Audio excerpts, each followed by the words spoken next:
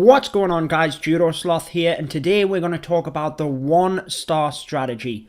Who wants 1 stars, you ask? Well, you might be in a situation like this where me as a Town Hall 8, there's not much more I can do in this war. But if I can take a star on one of the top bases, that has a number of positives. It gives me more loot. Now that might be your sole reason for going for the 1-star strategy.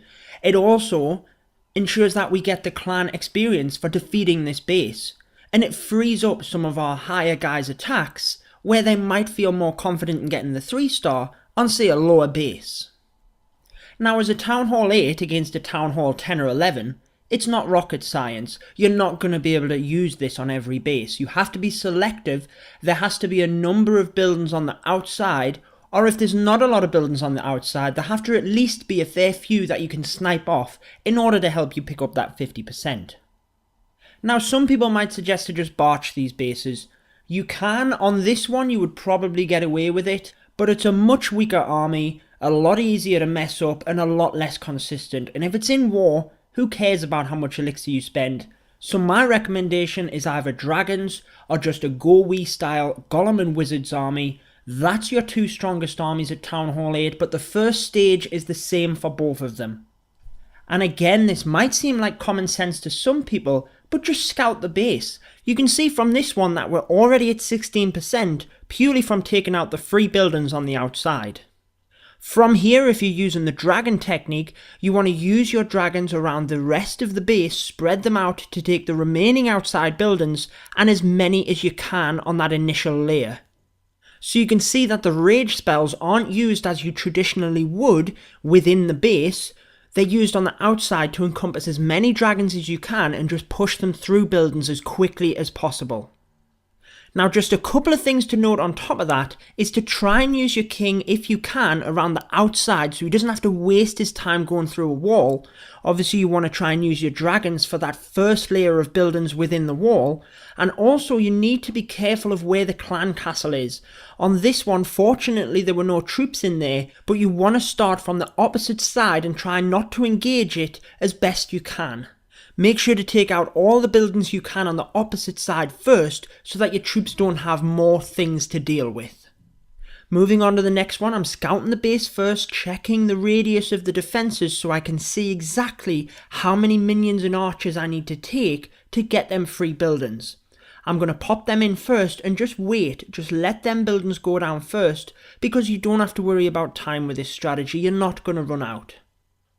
You can see as well, just be patient because you might be able to take out multiple buildings with a single minion. Now, taking down these buildings first not only brings your percentage up, it means that when you bring your troops in that are actually going to take damage, they're not wasting hit points taking these buildings out, and they can concentrate on the ones where they're in range of the defences, meaning they have a better chance of closing in and taking out buildings behind that initial layer of wall.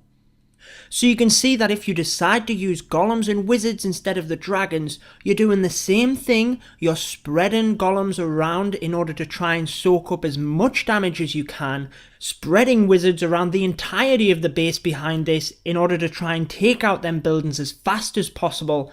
I like to use heal spells on the golems for this one because it's not really speed that you're trying to encompass like with the dragons. You're trying to keep your high HP troops alive so that your wizards have a little bit more time. And that is basically it on how to get the 1-star on a Town Hall 10 or 11 if you're only a Town Hall 8. Now again, your motives for that might be different.